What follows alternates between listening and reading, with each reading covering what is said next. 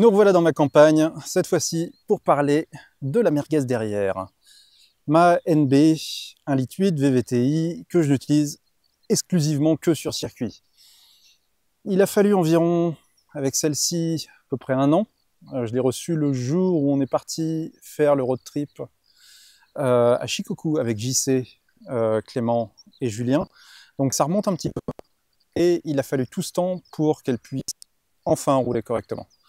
Il y a eu un moteur qui a pété, énormément de problèmes dans tous les sens, mais ça y est, c'est bon, c'est réglé.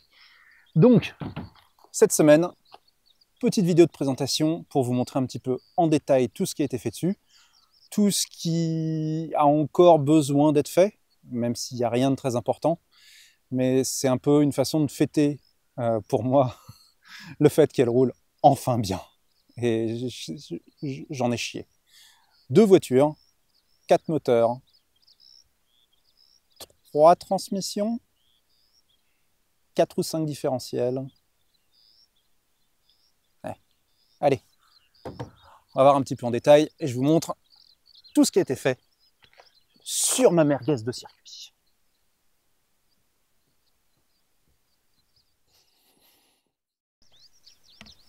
Donc vous vous demandez peut-être, oui Flavien tu transpires, tiens on est à contre-jour, oui c'est la fin de la journée ici mais il fait quand même très chaud, donc voilà, vous avez encore un type tout rouge qui vous parle.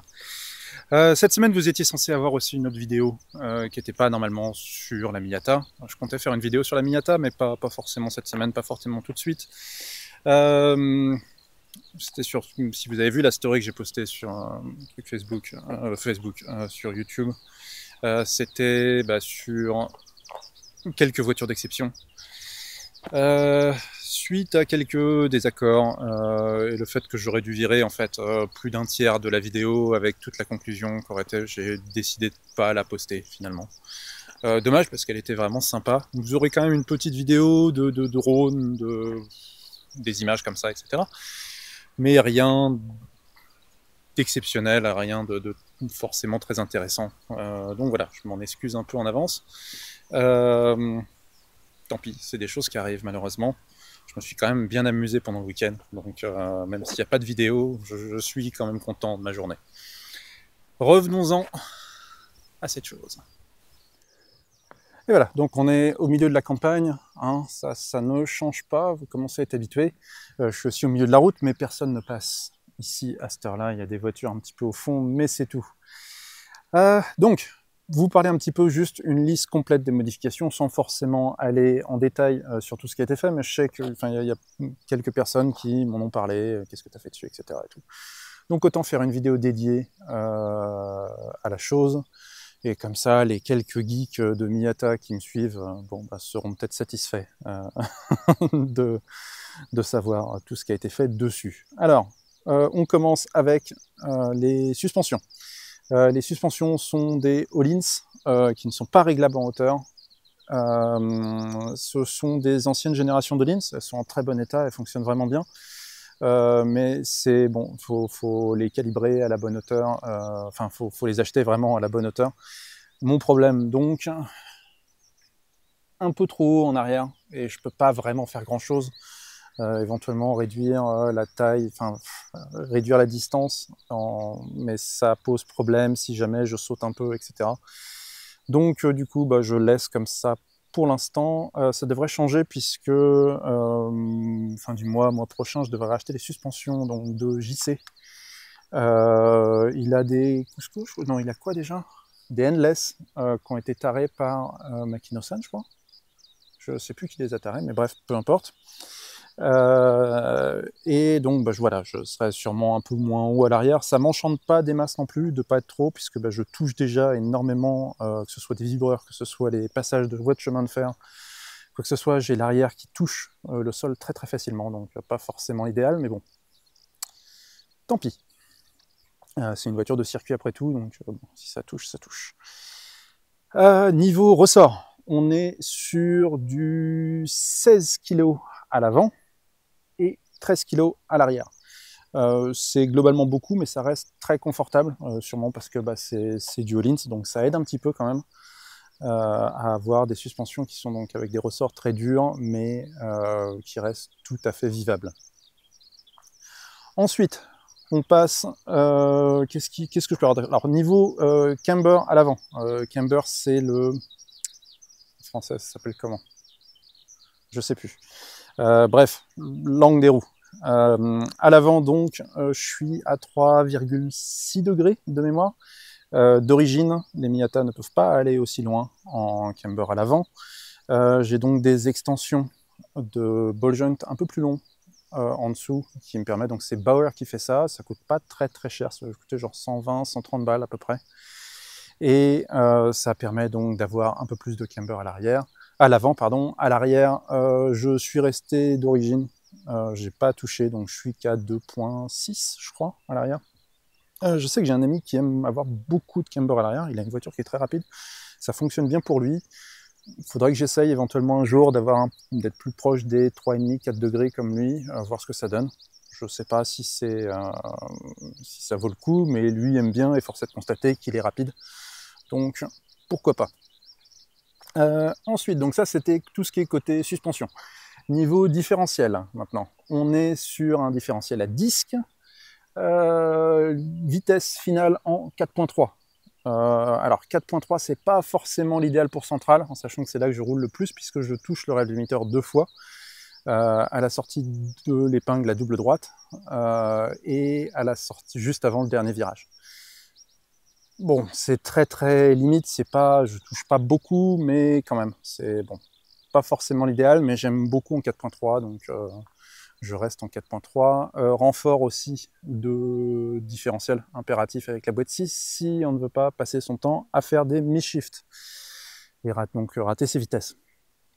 Les renforts, je ne sais plus ce que j'ai exactement, mais c'est du solide.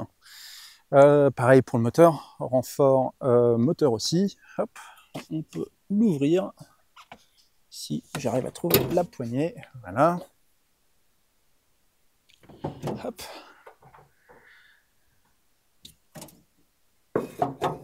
Et voilà. Donc des renforts, c'est AWR hein, qui sponsorise JC, il l'aide un petit peu, lui file quelques pièces, etc. C'est les plus durs de chez AWR, donc c'est une horreur absolue, absolument pas confortable, mais force est de constater que ça ne bouge pas, donc très bien. Ensuite, bon, alors ça, c'est pas moi qui ai touché, hein, c'était déjà comme ça quand j'ai acheté la voiture, c'est un filtre à air, j'en sais rien, de base, enfin rien de bien important, ça n'a pas vraiment été touché. Niveau donc bougie, c'est du en température, c'est c'est ça, c'est la température, je sais plus. C'est du 8, NGK 8, donc voilà, recommandation de Makino-san. Pas chercher à comprendre plus loin, c'est ce qu'il me dit de mettre, c'est ce que je mets. J'ai trouvé un collecteur d'occasion avec un trou, mais j'ai payé 80 balles pour. Ça fait un peu de bruit au niveau du flex pipe qu'il faut que je change. Tant pis. Au moins c'est déjà fait, c'est pas grave, c'est comme ça. Radiateur maintenant, pour le refroidissement air, pour le refroidissement du moteur. Là on est sur du AliExpress, fallait que j'essaye, et j'en suis très content. C'est massif, je sais pas, il doit faire 5-6 cm facile. Ça fonctionne très bien, j'ai plus de problème de surchauffe, peu importe comment je roule, donc voilà, c'est très très bien, ça me convient, nickel. La culasse, il faudra la refaire un de ces quatre, tout simplement parce qu'elle bouffe quand même pas mal d'huile, donc c'est pas vraiment l'idéal, mais c'est comme ça pour l'instant. On va dire que je remets 30 centilitres d'essence par session de 20-25 minutes sur centrale. Pas l'idéal, mais bon, c'est comme ça. Il faudra que je sorte la culasse et refaire donc refaire sûrement les joints de queue de soupape, des trucs dans le genre, histoire qu'elle arrête de bouffer de l'huile. Alors, ensuite, sur quoi est-ce qu'on peut passer? Les roues. Bon, les pneus, vous savez, c'est des Direza Z3, ça n'a pas changé. C'est toujours les anciens, j'en ai des neufs. Là, c'était catastrophique. En fait, je me suis promis de ne pas changer de pneus tant que j'avais des problèmes techniques. J'ai fait 14 jours de circuit avec ces roues-là. Donc c'est quand même beaucoup. Je les ai achetés, donc elles datent de la 33e semaine de 2024. Je les ai reçus, je ne sais plus trop, mais peut-être en octobre ou novembre l'année dernière. Elles ont pris cher. Les roues sont des roues chinoises qu'on m'a données. J'ai trouvé les mêmes sur Yahoo Auction à peu près 250 € le set livré, les 4 roues. Niveau specs, c'est du plus 0 en offset et c'est 8 pouces de large. Voilà, et donc 4 par 100 pour les Miyata. Avant, arrière, pareil, pas de différence de taille. Les pneus sont en 205. Sinon, quoi d'autre? Là, Cusco, un brake stopper, c'est juste pour éviter la déformation du panneau, du firewall. Pare-feu. Le pare-feu, ça se dit? Ouais, ça doit être le pare-feu en français. Du pare-feu, parce que quand tu appuies sur le frein, ça bouge légèrement, du coup tu le sens dans la pédale, c'est pas top. J'ai aussi donc des Duritavia sur les freins. Les disques de frein sont des disques Cusco, sont des disques d'XL qui ont été refaits par un type qui les vend comme ça, repercés, etc. et tout sur Yahoo Auction, et je roule avec des pads, des plaquettes.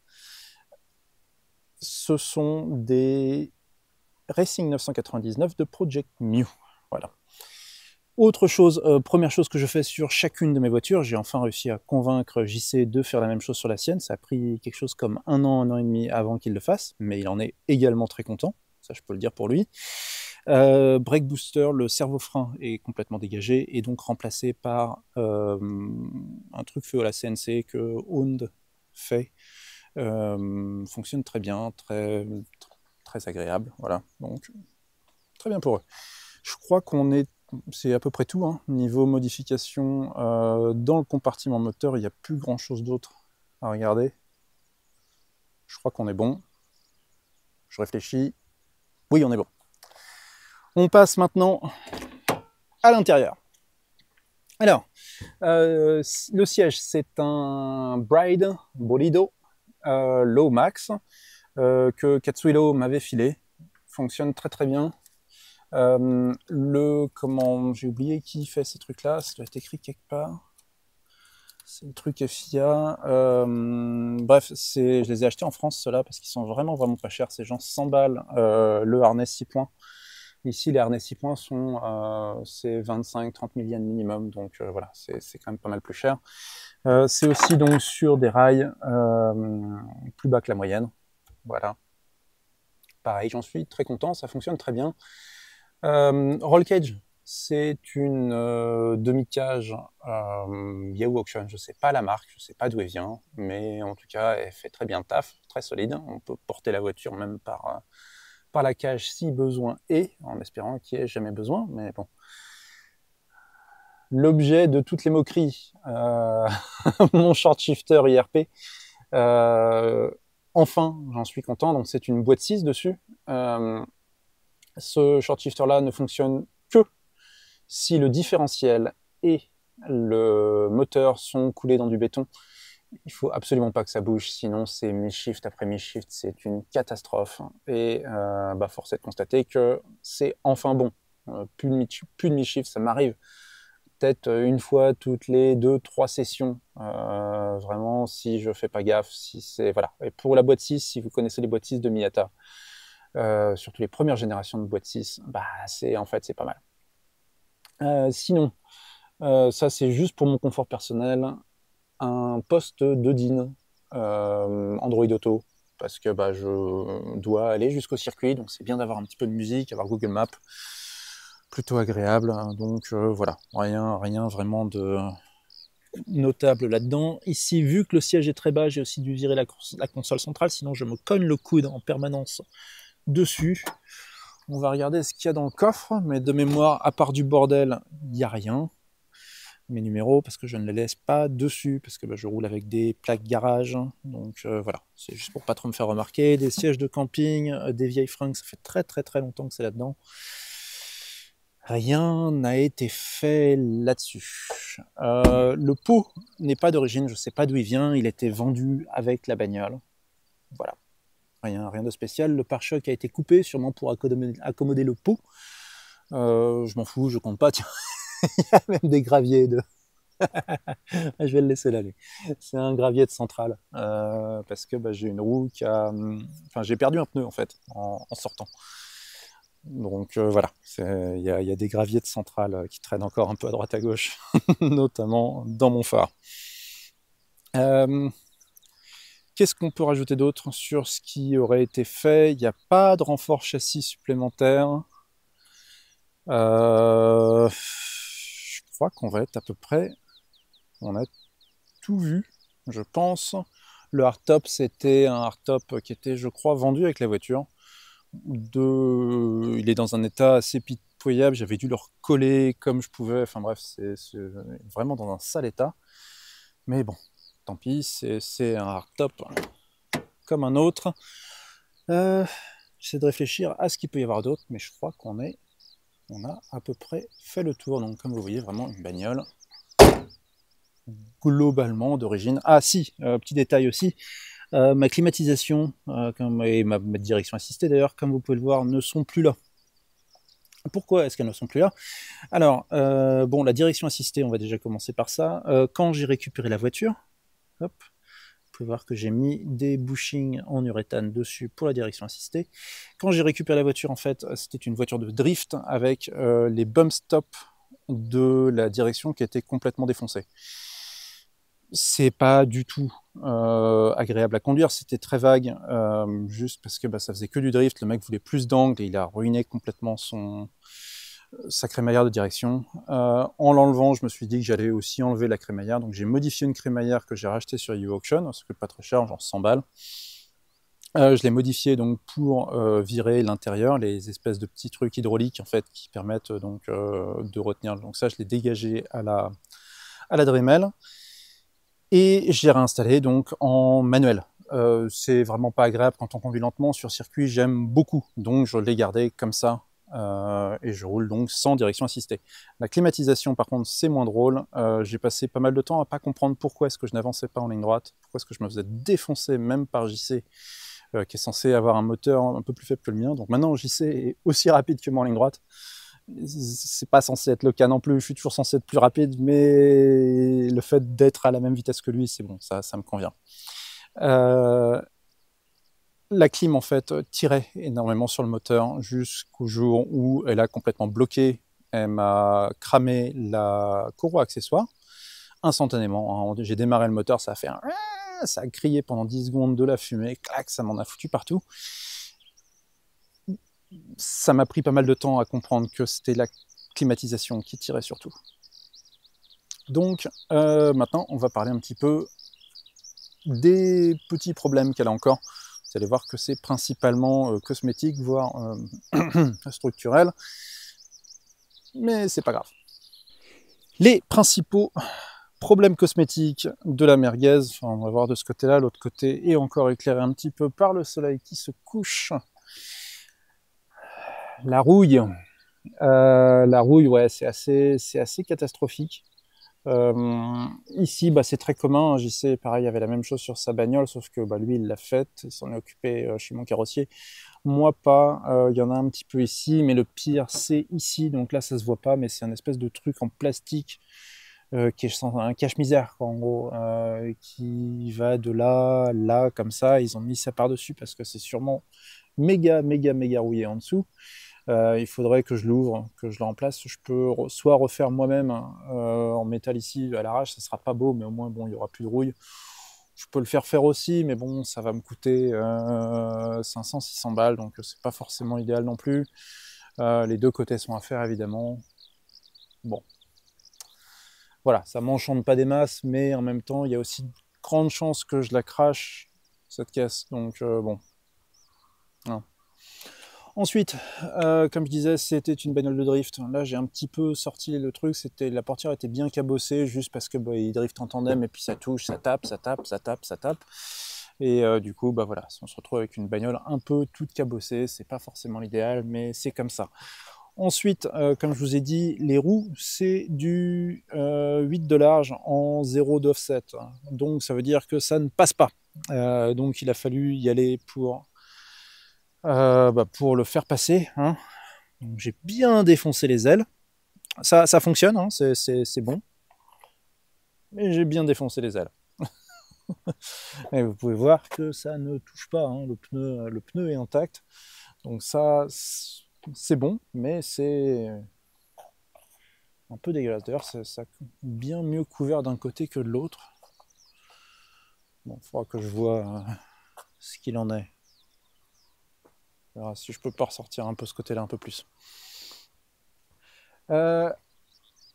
Ensuite, dernière chose, et pas des moindres, ça va pas forcément être super visible. Voilà, ici, c'est le rail de châssis qui commence à partir en morceaux. Donc c'est très commun sur la NB. Ça rouille énormément à ces endroits-là. Il faut couper le rail et il y a des remplacements en fait qui sont faits là. Donc ça veut dire que c'est aussi, il faut virer donc le support derrière. Une modification que j'ai fait d'ailleurs, ce sont des barres anti-roulis renforcées Cusco à l'avant et à l'arrière. Donc voilà, on a rajouté sur la liste de trucs qui a été fait. C'est des pièces que j'ai récupérées de l'ANA noire qu'il y avait avant. Hein. Je sais pas trop, j'en ai pas racheté pour celle-là spécifiquement. En tout cas, rouille dessus, c'est pas l'idéal, mais c'est comme ça. Donc voilà, c'est vraiment les deux principaux trucs. Il n'y a pas de rouille dans le coffre. Le toit, bon, là il tient, là quand même ça va, mais il vibrote un peu et je l'ai mal réparé. Il veut partir en morceaux, c'est pas forcément top. Aussi, j'ai dû virer, normalement c'est attaché ici en plus, mais vu qu'il y a la barre, il a fallu que je vire le montage ici, donc c'est juste attaché à l'avant, à l'arrière et à l'avant. Pareil, pas l'idéal, mais c'est comme ça. Voilà, on se fait le coucher de soleil dans ma campagne ensemble. C'est vive la Cambrousse, comme vous voyez, on n'est vraiment pas dérangé par les voisins. Je peux crier, il n'y a personne. Mais non, il y a vraiment personne. Bon, en espérant que ça vous ait plu, que ça répond peut-être aux questions de certains d'entre vous sur qu'est-ce qui a été fait sur cette voiture-là spécifiquement. Je sais pas ce que je fais quand je modifie des bagnoles. J'ai pas mal d'expérience, il y a pas mal d'années maintenant, mais quand même, que ce soit en course, que ce soit en conduite en général, que ce soit dans plein de trucs. Modification de bagnole, j'ai toujours été mauvais. Donc, c'est pas forcément toujours bien fait, mais j'y arrive. Et le principal, c'est que maintenant, j'en suis content. Quand je la fais tester, JC ne l'a pas encore essayé sur circuit, mais il va bientôt l'essayer. On a prévu de faire une vidéo là-dessus, justement, où on se prête nos voitures. Clément l'a essayé, il ne l'aime pas. Enfin, c'est que ça n'a rien à voir avec sa ND en fait. C'est l'opposé de sa ND. Les deux sont des Miata, mais ça n'a rien à voir du tout niveau. Que ce soit niveau comportement, niveau difficulté de conduite, etc. et tout. Donc voilà. Julien l'a essayé. Il a adoré mon shifter, je tiens à préciser. Hein, il l'a admis. C'était fantastique.